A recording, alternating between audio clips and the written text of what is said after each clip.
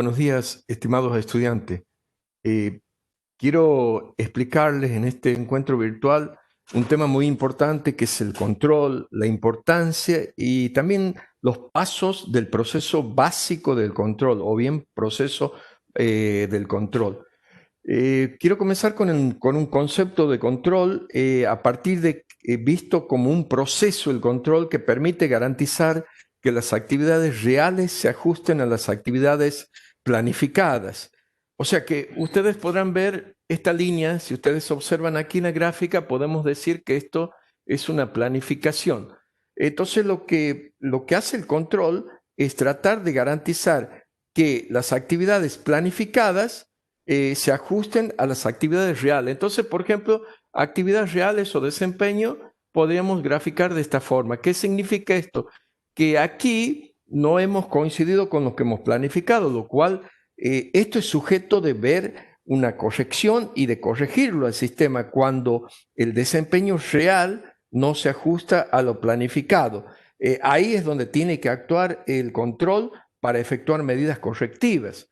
Entonces, la función de planificación y la de control son inseparables. ¿Por qué? Porque el control no es posible sin objetivos y planes, debido a que el desempeño se tiene que medir con criterios establecidos.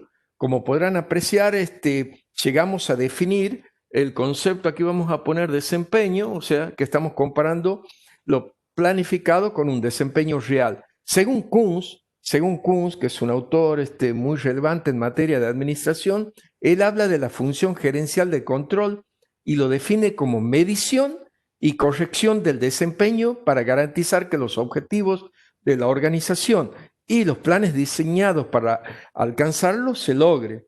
Quiere decir que cuando hay diferencia entre lo planificado y un desempeño real, entonces debemos efectuar medidas correctivas para alcanzar y se logren esos objetivos en los cuales se han planificado. Entonces, a partir de aquí podemos decir que el control se relaciona estrechamente con la función de la planificación. Y por eso que es importante la función control, porque además sirve para medir y para vigilar todos los cambios del medio ambiente, todos los cambios del ambiente. Esto repercute en el avance de todas las organizaciones, por ejemplo, los cambios que se efectúan en el mercado, la competencia, las tecnologías nuevas, las variables del ambiente, es decir, todos estos cambios que se producen, hay que detectarlo y en alguna medida evaluarlo para que la empresa posicione su empresa en el medio ambiente. Y por eso que la función del control es muy importante para tratar de planificar, identificar los cambios, evaluarlo y diseñar una estrategia que nos permita lograr los objetivos. Para eso las empresas muchas veces utilizan y procedimientos de control para asegurarse que se están avanzando satisfactoriamente hacia sus objetivos, y que también se están utilizando los recursos de manera eficiente y eficaz. Por ello, el control es importante porque constituye el eslabón, digamos, final de una cadena funcional de actividades administrativas. Es el único medio por los cuales los gerentes pueden saber si las metas de la organización han sido alcanzadas o no y las causas de una u otra situación.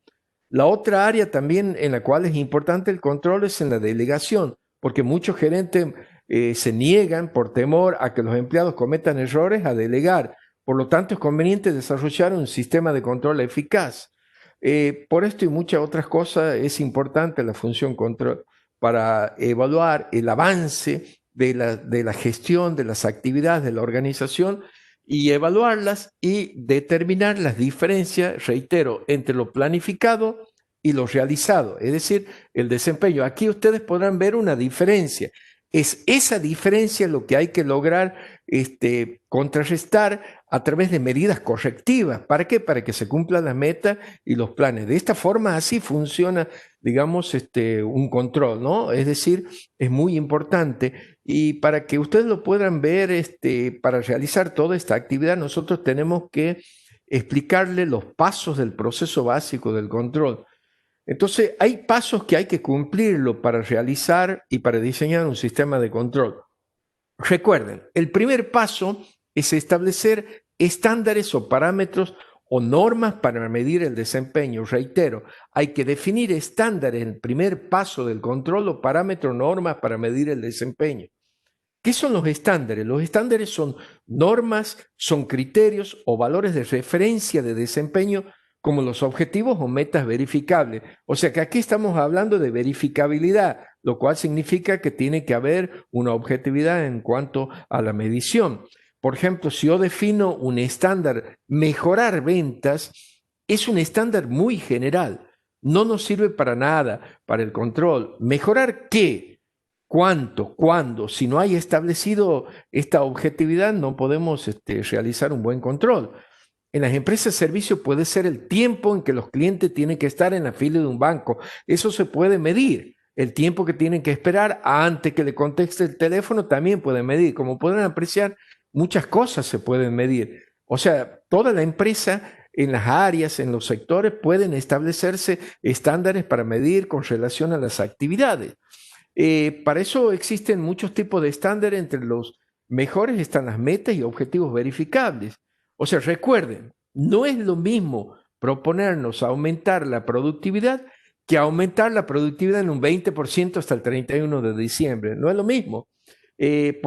Como podrán apreciar, con los 4 componentes se sortea ni más ni menos esa ambigüedad de un objetivo general o no verificable. Se cuantifica la cantidad, ustedes ven que está la unidad en medida y también el horizonte de tiempo, que sería el 31 de diciembre. Recuerden que nosotros les habíamos explicado, y ustedes conocen muy bien, que los objetivos deben tener esos componentes del atributo, que sería la dimensión específica que lo define, la escala de medida, la norma, el umbral y el horizonte temporal. Por ejemplo, disminuir el índice de deserción escolar en un 10% en el año, eso se puede controlar porque hay un estándar verificable. Los atributos serían la deserción escolar, la escala de medida es el índice de deserción escolar, la norma umbral sería el 10% y el horizonte temporal es un año. Quiere decir que nosotros nos tenemos que manejar con objetivos verificables para realizar un buen control, o sea, que no sea general porque vamos a caer en la subjetividad. Ese es el primer paso en los cuales hay que construir y diseñar muy bien para que podamos implementar un buen sistema de control. El segundo paso del proceso del control sería medir el desempeño. O sea, ahora lo que se trata es medir. Lo ideal sería medirlo anticipadamente ese desempeño, pero para eso se tienen que predecir variables y desviaciones de los estándares. Para ello nosotros tenemos que estar alerta y tener mucha visión, pero si no se cuenta con esa capacidad, se tiene que tratar de descubrir lo más rápido posible. En la medición del desempeño hay que tener mucho cuidado porque por ahí en los trabajos menos técnicos no solo puede ser difícil elaborar estándares, sino que se complica la evaluación. Por ejemplo, controlar el trabajo de un director general, de un presidente de compañía, no es fácil debido a que no se pueden determinar con facilidad los estándares precisos de los que les comentaba recién, de los verificados. Pero el problema es que a medida que nosotros, por ejemplo, nos alejamos en los puestos y se alejan de una línea de montaje del taller o la máquina de contabilidad, el control se vuelve mucho más complejo y más importante. Entonces, la pregunta es aquí, ¿qué medimos en el segundo paso? Bueno, lo que medimos son los factores clave de éxito de una empresa. Ahora bien, ¿cómo medimos en la segunda pregunta? Los administradores pueden emplear uno o bien uno de los 4 métodos para medir un desempeño real e informar sobre cuál es su nivel. El primero sería la observación, segundo los reportes estadísticos, tercero los reportes orales y también están los reportes escritos. Casi todos los administradores emplean una combinación de los mismos entre observación, reportes estadísticos, bien reportes orales, escritos. Así en forma sintética, en forma rápida, la ventaja de la observación personal cuando medimos, que te genera una información que no pasa por un filtro. La observación también ofrece una atención intensiva de todas las actividades laborales, genera un conocimiento de primera mano. En cambio, la desventaja de la observación personal es que se ve afectada por sesgos personales, demanda mucho tiempo y puede llegar a ser molesta, en este caso, observar, digamos, un empleado que está trabajando. En los reportes estadísticos, son más fáciles de visualizar, es una ventaja porque es más fácil de reconocer las relaciones. Ahora, la desventaja es que te proporciona un informe estadístico, información limitada, y no toman en cuenta factores subjetivos. Ahora bien, los reportes orales, la ventaja es que representa una forma rápida de obtener información. Permiten obtener retroalimentación verbal, porque uno pregunta y va exponiendo. En cambio, un reporte oral, como desventaja, podemos señalar que la información muchas veces es filtrada y es imposible de documentar muchas veces la información. En cambio, por ejemplo, los escritos, la ventaja es que son más completos, son formales, es fácil archivarlo, volver a consultarlo, pero la desventaja es que su preparación requiere mucho tiempo. Quiere decir que el administrador en alguna medida tiene cuestiones que tienen que ver con los métodos para medir, reitero, observación, reportes estadísticos, reportes orales y reportes escritos. Finalmente, vamos al tercer paso para el proceso de control. El tercer paso, nosotros ahí tenemos que comparar qué cosa, los resultados con los estándares.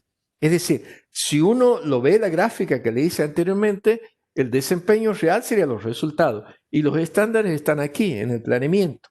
Entonces, este paso de control es de gran importancia porque en caso de que no coincidan, como en este caso, fíjense, aquí no está coincidiendo, aquí hay una variación entre el desempeño y el plan, eso se debe corregir, hay que establecer medidas correctivas. Los administradores deben corregir esas desviaciones, rehaciendo los planes, pero también pueden dar otra alternativa. Podemos modificar las metas o los estándares, porque puede ser un estándar irreal demasiado alto o demasiado bajo. Por ejemplo, si un vendedor le ha puesto un estándar de 1000 unidades diarias y, digamos, no hay mucho crecimiento en las ventas, y bueno, ese es un estándar alta porque va a ser imposible que el vendedor venda las 1000 unidades. O bien un estándar muy bajo. Las dos cuestiones hay que tener muy en claro. ¿Para qué? Para definir buenos estándares. Aunque no es posible, por ejemplo, esperar que se presente cierta variación de desempeño en todas las actividades, es fundamental determinar un rango de variación aceptable, porque cualquier desviación por fuera del rango demanda atención. Por ejemplo, en una línea de productos, si nosotros tenemos pinturas para el hogar, podemos definir un estándar de 288 y en lo real puede ser 279. Fíjense en que hay una diferencia entre 288 y 279. La diferencia sería de 9 pesos en pinturas, por ejemplo, en el caso de una línea de producto. Esa diferencia es en negativo.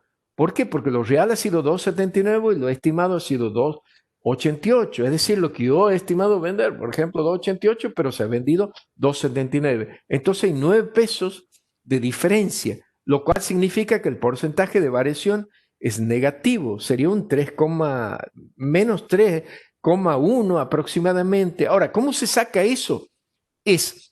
Uno pone lo real menos lo estimado sobre lo estimado por 100, me va a dar el porcentaje de variación.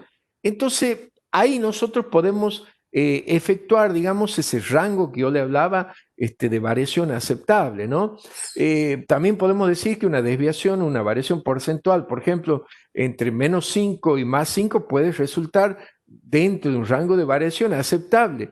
O sea, un desvío porcentual de mayor a 5 y menor a menos 5, estas cuestiones que podemos significar como que está fuera del rango aceptable y se deben tomar medidas correctivas cuando la variación es amplia, cuando la variación es mayor. Entonces, uno en la planificación tiene que determinar un rango de variación aceptable. También esto es importante, digamos, qué tipo de qué empresa se trata, qué tipo de producto, qué es lo que tenemos que controlar para establecer que ese 5% mayor o menor es aceptable.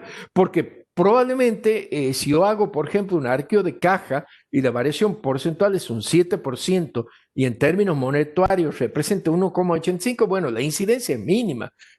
No se debería tomar ninguna medida correctiva. Ahora, si en el arqueo de caja el 3%, pero en términos monetarios representa 100,000 pesos, por ejemplo, el desvío sí que es importante, por lo tanto, tengo que tomar una medida correctiva. Entonces, Como podrán apreciar, ustedes ven y les he explicado los pasos del proceso para el control. Entonces, estos pasos, como para repasar un poco, el primer paso hemos definido los estándares, no nos olvidemos, el segundo paso hemos medido el desempeño de ese desempeño, entonces lo comparamos con el estándar. Si hay variación, establecemos medida correctiva. Y si no, no corregimos y el sistema vuelve a activarse. Esto es así en el paso del proceso de control. O sea, cada una de las etapas de este proceso que les comento supone la necesidad de toma de decisiones, la necesidad de tomar decisiones, lo cual implica seleccionar entre una y varias alternativas posibles en relación con el objetivo buscado. Esta selección no puede hacerse sin contar con una información adecuada y oportuna, ¿no? Entonces, los estándares y los parámetros son criterios, valores de referencia de desempeño, como les había dicho, por lo tanto, hay que definirlos bien.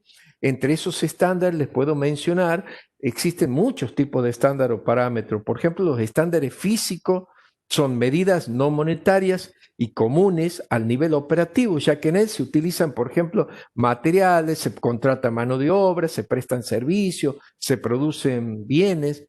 Por ejemplo, pueden reflejar cantidades como horas de mano de obra por unidad de producción, litros de combustible por kilómetro recorrido, unidades de producción por hora máquina, toneladas producidas, litros de combustible, etcétera. Los estándares físicos también pueden reflejar calidad como la rigidez de los rodamientos, lo estrecho de las tolerancias, la durabilidad de la tela o la permanente de un color o el sabor de una bebida, etcétera. En fin, uno puede definir sus estándares en función a las cuestiones, a los factores clave de éxito que te puede tener la empresa, ¿no? Después están los estándares de costo, que según otro tipo de estándares, son mediciones ya monetarias del nivel operativo, como por ejemplo costos directos o indirectos por unidad producida, el costo de mano de obra por hora, los costos de hora máquina, etcétera. Después conocemos también otro tipo de estándares para definir, los estándares de capital. También son unidades monetarias, pero elementos físicos. Estos estándares están más relacionados con un capital invertido, como por ejemplo las relaciones de activos, pasivos, las relaciones del activo circulante con el pasivo circulante, estas cuestiones de estándares, nosotros podemos sacarlos del balance, ¿no? A los efectos de después controlar si se logran o no lo planificado. También están los estándares de ingreso, como la palabra lo indica, se asigna valores monetarios a las ventas, como por ejemplo ingreso por pasajero kilómetro, la venta promedio por cliente, venta de vendedores por zonas, etcétera. Todos son estándares. Ahora, los estándares por programa son mucho más complejos, más amplios.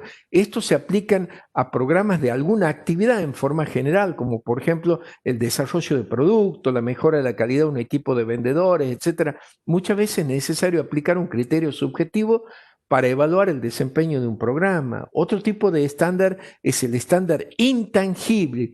Estos son los más difíciles de medir, como por ejemplo que se puede utilizar para determinar si el programa de publicidad cumple los objetivos es bastante difícil. También el grado de motivación de los empleados. Es más complejo medirlo, pero se lo puede medir, ¿no? Otro tipo de estándar serían las metas como estándar. En fin, las metas cuantitativas, como hemos hablado, las verificables, toman forma de estándar. Las cualitativas se pueden evaluar a través de técnicas como un menú de preguntas. Y por último, como otro tipo de estándar puede ser los planes estratégicos como punto de control para el plan estratégico. Entonces, como podrán apreciar, son muchos los estándares, los diferentes tipos de estándar. Por lo tanto, en alguna medida uno tiene que definir en función a las áreas clave de éxito, en función a la estrategia. Nada más. Gracias.